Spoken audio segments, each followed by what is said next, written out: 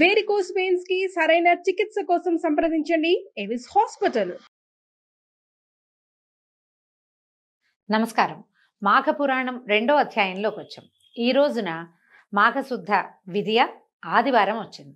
మాఘమాసపు విధి విధానాల్లో ఆదివారం నాడు సూర్యారాధన విశేషంగా చెప్పబడుతుంది. మామూలుగా రోజువారీ ఉదయమే స్నానం చేసి సూర్యారాధన చేసుకోవాలి, మనం ముందే చెప్పుకున్నాం.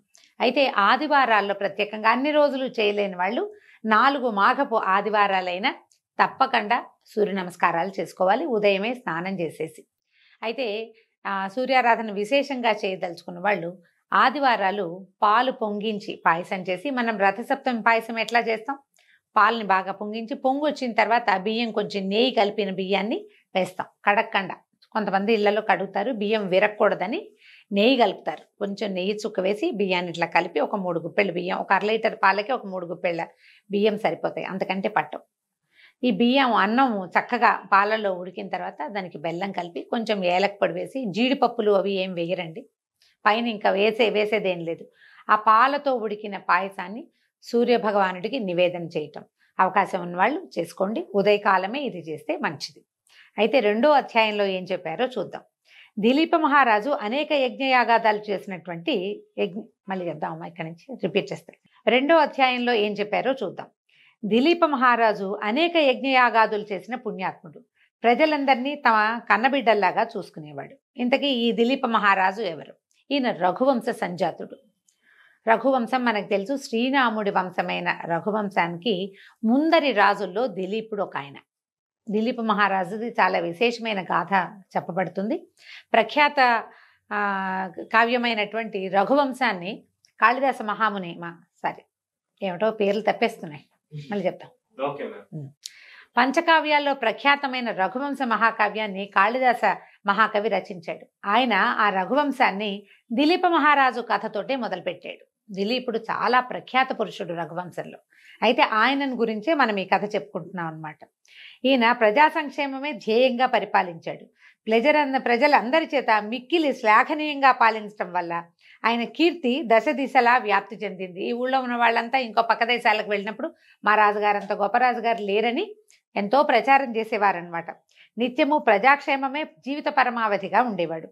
ఒకసారి దిలీప భూపతి వేట కోసం అడవికి పోవాలని కోరిక పుట్టి వెళ్ళాడట. రాజులు మృగయావ వ్యసనులు అని చెప్తారు, వాళ్ళకి ఏంటంటే వేటాడడం అంటే ఇష్టం. మహారాజు తలుచుకుంటే కాందేముంది, అందులోనూ మహారాజులు ఎట్లాంటి ఈ రఘువంశంలో ఉన్న వాళ్ళు ఏది చేయాలనుకుంటే అది చేసేయగలుగుతారు. అట్లాగే దిలీప మహారాజు రాజసభలో తన కోరికని వెళ్ళబుచ్చాడట. ఇంకేముంది, మొత్తం మంది మార్బలం అంతా తయారయ్యారు. వేటకు కావాల్సినటువంటి సమస్తము సమకూర్చబడ్డాయి. కావలసిన వస్తువులన్నీ సిద్ధం చేశారు. ముందు వేటాడాలంటే వీళ్ళు ఏ అడవిలోకి వెళ్తున్నారో అక్కడున్న గిరిపుత్రులకి, ముందు వేటగాళ్ళకి వాళ్ళకి కబురు వెళ్తుంది. అక్కడ వాళ్ళు సిద్ధంగా ఉంటారు మహారాజు రాక కోసం. మాటలు వేస్తారు, ఎక్కడెక్కడ పులుడు ఉన్నాయి, ఎక్కడెక్కడ లేలు తిరుగుతాయి, ఎక్కడ ఏం జరుగుతుందో ముందే సమాచారం అంతా సేకరించి పెడతారు. ఆ తర్వాత రాజుకు కావలసిన మంది మార్బలము, వేట కుక్కలు, వేటగాళ్ళు తోడు, కొంతమంది ఆంతరంగిక మిత్రులు, స్నేహితులు, స్త్రీజనాన్ని పెద్దగా తీసుకెళ్లేవాళ్ళు కాదు. ఆ తర్వాత ఏమో ఈయనకి అంగరక్షకులు, కొత్త కొత్త బాణాలు, విసురుగా పడగలిగేటువంటి బల్లేలు, వాటన్నిటినీ సిద్ధం చేసుకుంటారు. వేట అంటే ఇవాళ అనుకోగానే రేపొద్దునే బయలుదేరటం అప్పుడు విధానం కాదు. కొంచెం సమయం చూసుకుని, ముహూర్తం కూడా చూసుకుని మంచి ముహూర్తంలో బయలుదేరేవాళ్ళు. అయితే సుముహూర్తంలో దిలీప మహారాజు వేట దుస్తులు ధరించి సైన్య సమేతుడై వేట కోసం అడవులకి బయలుదేరాడు. ఈయన వేట కోసం ఎంచుకున్న అడవి మిక్కిలి క్రూర జంతువుల మయమైనది, బాగా భయంకరమైన అడవి, దట్టమైన అడవట. చీమలు దూరని చిట్టడవి, కాకులు దూరని కారడవి అని చెప్తారు. దండకారణ్యము వంటి బాగా ఘోరమైన అరణ్యం, బాగా చిక్కగా ఉంటుందన్నమాట అది. అయితే అవి ఏం చేస్తున్నాయంటే, ఈ అరణ్యం నుంచి క్రూర జంతువులు సమీప గ్రామాల మీద పడి మనుషుల్ని, పశువుల్ని చంపి నానా భీభత్సము, భయోత్పాతాన్ని సృష్టిస్తున్నాయి.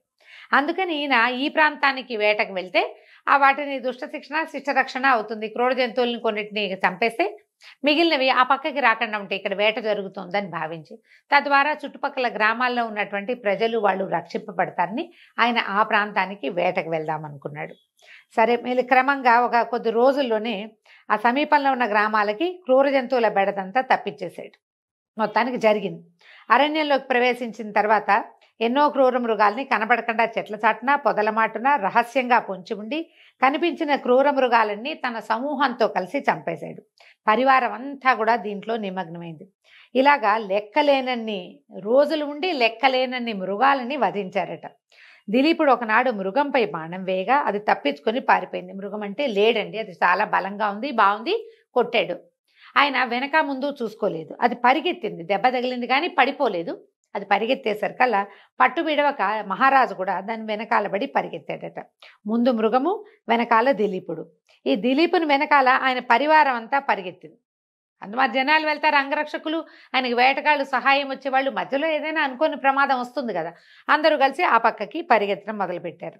ఈ పారిపోయిన మృగం పరుగు పరుగున ఒక దట్టమైన కీకారణ్యంలోకి ప్రవేశించింది. వాటికి పారిపోయేందుకు ఆనుపాను అడవులు తెలుసుంటాయి కదా జంతువులకి. ఎక్కడికి వెళ్తే తను ఎవరికి కనపడకుండా ఉంటుందో ఆ ప్రాంతం వైపుకి లీడ్ చేసేసింది రాజుగారు, నా పక్కకి వెళ్ళిపోయింది అనమాట. పరిగెత్తి పరిగెత్తి పరిగెత్తి దిలీప మహారాజు అలసిపోయాడట. ఆయనకి విపరీతంగా దాహం వేయటం మొదలుపెట్టింది. పరివారం అంతా నీళ్ల కోసం వెతకటం మొదలుపెట్టారు. వెతగ్గా వాళ్ళకి అక్కడ ఒక పెద్ద సరస్సు కనిపించింది. ఒక చెట్టు ఎక్కాడు ఒకడు, పై చెట్టు తాలూకు పై కొమ్మ మీద నుంచి చూసి, ప్రభు ఇక్కడి నుంచి తూర్పుగా గనక నడిస్తే అక్కడ మంచినీళ్ళు ఉన్నాయి అంటే మేము ఎవరో తెస్తామన్నారు. ఈయన అన్నాడు, తేవటం ఎందుకు, ఎవరికి దాహం వేస్తే వాళ్లే తాగితే సరిపోతుంది, అటువంటి నేను వెళ్తానని చెప్పి ఈయన ఏం చేశాడు, బయలుదేరాడటట్టు. వెతగ్గా కనపడింది. బతుకు జీవుడా అంటూ దిలీపుడు పరివారం అంతా కూడా ఆ వైపుకి, నేను ఇక్కడ రెస్ట్ తీసుకోను, నేను కూడా వస్తానన్నాడు. అందరూ వెళ్తే అదొక పెద్ద సరస్సు, దాని నిండా తామర పువ్వులు, చుట్టూతా ఏవో చెట్లున్నాయి, ఎన్నో పక్షులకి ఆలవాలంగా ఉంది, జంతువులు దాహం తీర్చుకునే రేవులు కూడా కనపడుతున్నాయి, ప్రశాంతంగా ఉంది, ఏ మృగాలు లేవు, నీరంతా తేటగా చాలా బాగుందట. సరే ఏం చేశారు వీళ్ళు, మంచినీళ్ళు తాగేశారు. అందరూ కలిసి కడుపు నిండా నీరు త్రాగి దాహం తీర్చుకున్నారు. కొన్ని మృగాలు కూడా వస్తున్నాయి. సరే ఆ పక్క నుంచి అవతల పక్క నుంచి లేళ్ళు అవి వస్తుండేసరికల్లా వీళ్ళు ఏం చేశారు, ఇక నీళ్ల గోల పడలేదన్నమాట. వేట మీద ఉన్నారు కదా, ఆ కనపడుతున్న మృగాల్ని కూడా సంహరించి వాటన్నిటినీ కూడా తమ తాలూకు ఈ గుర్రాల మీద వాటి మీద వేసుకుని తిరుగు ప్రయాణం కట్టేశారు. వెనక్కి తిరిగి వస్తున్నారట. వేట నుంచి తిరిగి వస్తున్న దిలీప మహారాజుకి మార్గ మధ్యంలో ఒక వృద్ధ బ్రాహ్మణుడు ఎదురయ్యాడు. ఎదురైతే సద్బ్రాహ్మణుడైన వృద్ధ బ్రాహ్మణుడు ఆ మిక్కిలి బ్రహ్మతేజస్సుతోటి వెలిగిపోతున్నాడు, సర్వజ్ఞానిలాగా ప్రకాశిస్తున్నాడు. అతని ముఖవర్చస్సు ఎట్లా ఉందంటే ఆయన చూస్తే ఎవరైనా ఆకర్షితులు కావాల్సిందేనట. అయితే చక్కగా ఉన్నాడు, నమస్కారం చేయాలనే భావన పుట్టించేలాగా ఉన్నాడు. ఈ దిలీప మహారాజు కూడా సహజంగా బ్రాహ్మణ భక్తి ఉండేది రాజులకి. ఈయన మరీ భక్తుడు. ఈయన ఏం చేశాడు, ఆయన్ని చూడంగానే గుర్రం దిగి 2 చేతులు జోడించి, నమస్కారం పండితోత్తమా, మీ దర్శన భాగ్యం చేత నా జన్మ ధన్యమైంది, నేను ఈ రాజ్యానికి అధిపతిని, నన్ను దిలీప చక్రవర్తి అంటారు, నన్ను ఆశీర్వదించండి అని నమస్కారం చేశాడు. ఆ వృద్ధ బ్రాహ్మణుడు దిలీప మహారాజుని ఎగాదిగా చూసి ఆపాదమస్తకము పరిశీలించి, మహారాజా, సరస్సులో ఉన్న నీటిని తాగి దాహం తీర్చుకుని వెళ్ళిపోతున్నావు, ఇది మాఘమాసమని సరస్సులో స్నానం చేయాలని తెలీదా నీకు అని అడిగాడు. అడిగేసరికి ఇది ఆశ్చర్యపోయాడు. ఈ మాఘమాస మహాత్యం గురించి నీకెవరు చెప్పలేదా, మాఘమాసం స్నానం, ఈ మాఘంలో చేసేటువంటి స్నానం అత్యంత పుణ్యదాయకమని నీకు తెలియదా అని ప్రశ్నించాడు. ఇప్పుడు వీళ్ళు చీకటి పడేదాకా ఇక్కడ తిరిగారు అనుకుందాం. తిరిగారు, ఆ రాత్రికి దాహం తీర్చుకోవడానికి ఇక్కడికి వచ్చారు, మంచినీళ్ళు తాగారు, అక్కడ రెస్ట్ తీసుకుని ఉంటారు. తెల్లవారుజామున చాలా జంతువులు దాహం తీర్చుకోవడానికి వస్తాయి, వీళ్ళు ఆ జంతువులన్నిటినీ సంహరించారు. సూర్యోదయం అవుతుండగా వెనక్కి మరలి వస్తున్నారు. సూర్యోదయం అయ్యింది. ఈయన వేట నుంచి వేట దుస్తులతోటి స్నానం చేసిన వాళ్ళగా కనపడరు. వేట దుస్తులు వేరేగా ఉంటాయి, కొంచెం తోళ్లతో చేసినవి, చర్మంతో చేసినవి, అవి వస్త్రాభరణాలు విశేషంగా ధరించుంటారు. బ్రాహ్మణోత్తముడికి తెలిసిపోయింది ఈయన స్నానం చేయలేదు అని. వెనకాల ఉన్న సరస్సు, ఆ సరస్సు దగ్గర నుంచి వస్తున్నవాడు దాహం తీర్చుకుని వస్తున్నాడనే అర్థమైంది తప్ప స్నానం చేయలేదని క్లియర్గా తెలుస్తుంది. ఆయన ఇట్లా అడిగేసరికల్లా దిలీప మహారాజు ఆశ్చర్యపోయాడు. విప్రోత్తమ, నిజంగా నాకు మాఘమాసం గురించి తెలియదు స్వామి, నేను మృగయా వినోదిని అడవికి వచ్చి చాలా రోజులైంది, ఎంతో కాలం అని చెప్పాం కదా, ఆయన నిన్న మొన్న రాలా, చాలా రోజులు అడవిలో డేరా వేసుకుని ఉన్నారు. ఈ రోజునే వాళ్ళు వెనక్కి తిరిగి పోదలుచుకున్నారనమాట. అడవిలో ఉండిపోవటం వల్ల నాకు ఈ విషయం తెలియలేదు. అయినా నేను రాజ్యంలో ఉంటే నా గురువుల ద్వారా విషయం తెలుసుకునేవాడిని, ఇక్కడ నాకెవరు విశదపరుస్తారు స్వామి, రాజప్రాసాదంలో ఉంటే పురోహితులైనా చెప్పేవాళ్ళు, నాకు ఆ అవకాశం లేదు కాబట్టి మీరు నా యందు దయతలిచి ఆ విషయం ఏమిటో చెప్పండి అన్నాడు. అనేసరికలా ఇప్పుడు ఈయన ఏం చెప్పాడు, అట్లయితే రాజా ముందుగా సరస్సులో స్నానం చేసి శుచివవు, పవిత్రుడవవు, తర్వాత మాఘమాస మాహాత్మ్యాన్ని తెలుసుకునే విధానాన్ని తెలియజేస్తానన్నాడు. అనగానే ఇక మళ్ళీ అక్కడ ఆగారు. పరివారాన్ని అంతా ఆపి స్నానం చేసి వస్తానని చెప్పి ఇంకొంతమంది కూడా చేసుంటారు, బహుశా అందరూ చేయవలసిందే.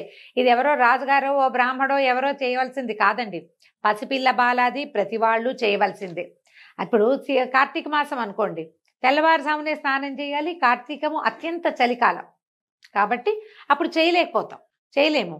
ఇప్పుడు కొంచెం ఎండాకాలం మొదలైపోయింది, సూర్యుడు అంటే వేడెక్కిపోతున్నాడు. పైగా సూర్యోదయం అంత ఎర్లీగా ఏం అవ్వదు, 6:30 6:30 అయిపోతుంది. ఆ పాటికి చలి తగ్గిపోతుంది, ఏ నీళ్లతో స్నానం చేసినా పనికొస్తుంది. కాబట్టి ప్రతి వాళ్ళు స్నానం చేసి సూర్యుడి ముఖం చూడాలి తప్పకుండా. దాంతో మిగిలిన వాళ్ళంతా దిగుంటారు.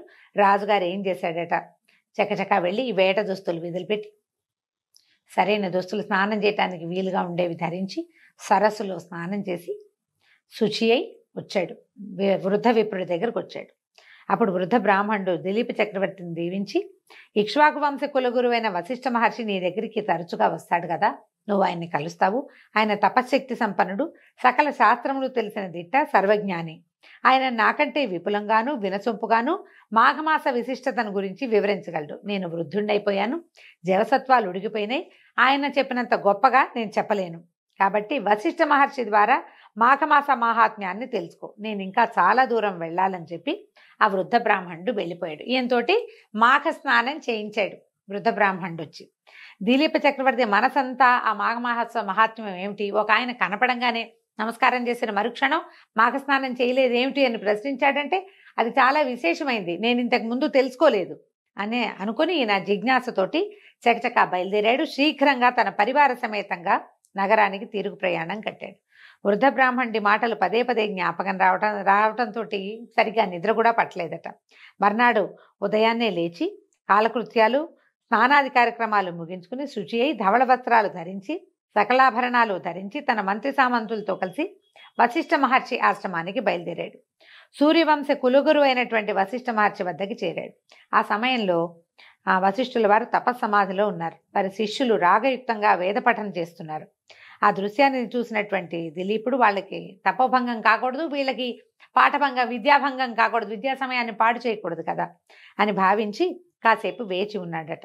కొంతసేపటికి వశిష్ఠుల వారు తమ తపస్సు నుంచి లేచి అక్కడే వేచి ఉన్న దిలీప మహారాజును చూసి మహారాజును పలకరించాడు. ఎంతసేపు అయింది, నీ రాజ్యంలో అంతా కుశలంగా ఉన్నారా, రాజ్యం సుభిక్షంగా ఉందా, పరిపాలన అంతా ప్రశాంతంగా జరుగుతుందా, మృగయా వినోదము అది సరిగా చేసుకుంటున్నావా, ఎట్లా ఉన్నావు ఏమిటి అని అన్నీ చక్కగా మంచి పలకరింపులు పలకరించాడు. తర్వాత ఏ విషయం మీద ఇక్కడికి వచ్చావు, నీ రాకకి కారణం ఏమిటి అని అడిగితే అప్పుడు దిలీప మహారాజు చెప్తున్నాడు, వశిష్ఠ మహర్షి మీరు మాకు గురువులు, మీ ద్వారా నేను అనేక పుణ్యగాథలు విన్నాను, లెక్కలేనని శుభకార్యాలు నాతో చేయించారు, రామాయణ భారత భాగవతాది ఇతిహాసాలు ఎన్నిటినో తెలియపరిచి నాకు విశేషమైన జ్ఞానాన్ని ఆర్జించుకునే అవకాశం ఇచ్చారు. కానీ నాకు మాఘమాస మహాత్మ్యాన్ని కానీ దాని విధి విధానాలు ధర్మాలు నాకేనాడు బోధించలేదు, మనం ఆ సందర్భంగా కలవలేదు.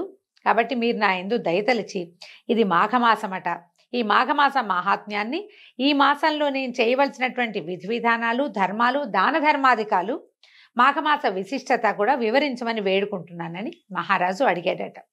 అప్పుడు వశిష్ఠ మహర్షి ఏం చెప్పారంటే, నీ కోరిక చాలా మంచిది నాయన, మాఘమాస మహాత్మ్యాన్ని ప్రతి వాళ్ళు తెలుసుకోవాలి, ప్రతి వాళ్ళు విని తరించాల్సిందే, ప్రతివాడు పాటించవలసిందే కూడా. అయితే నాకు తెలిసినంత వరకు మాఘమాస మహాత్మ్యాన్ని నీకు తెలియజేస్తాను.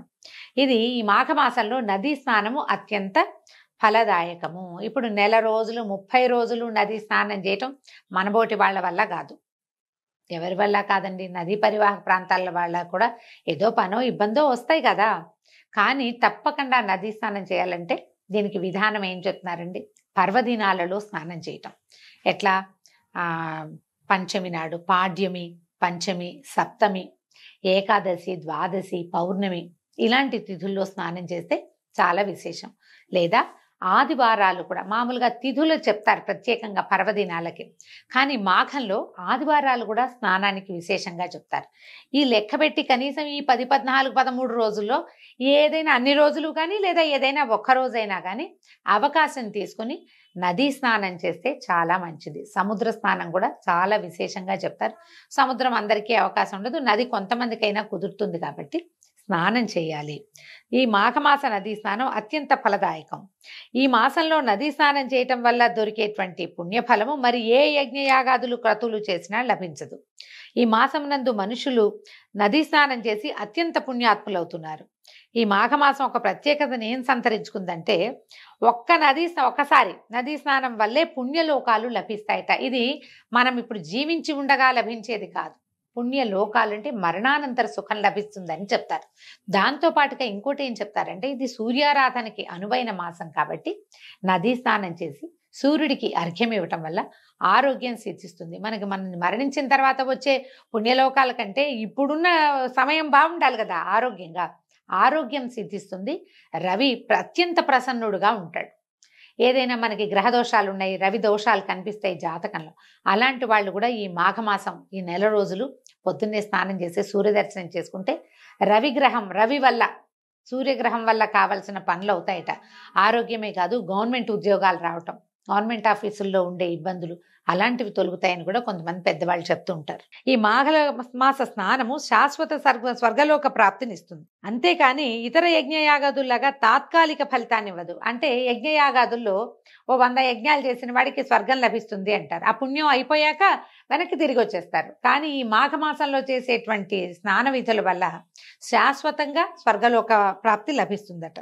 అందువలన ప్రతి వాళ్ళు కూడా ఈ నెల రోజుల పాటు కాకపోయినా పర్వదినాల్లో అయినా కనీసం ఆదివారాల్లో అయినా నదీ స్నానమో ఇంట్లో స్నానమో చేసి సూర్య దర్శనం చేయటం వల్ల మాఘమాసంలో సూర్య దర్శనం చేసిన ఫలితం వల్ల ఇహంలో ఆరోగ్యము, పరంలో స్వర్గలోక ప్రాప్తి లభిస్తాయని చెప్తున్నారండి.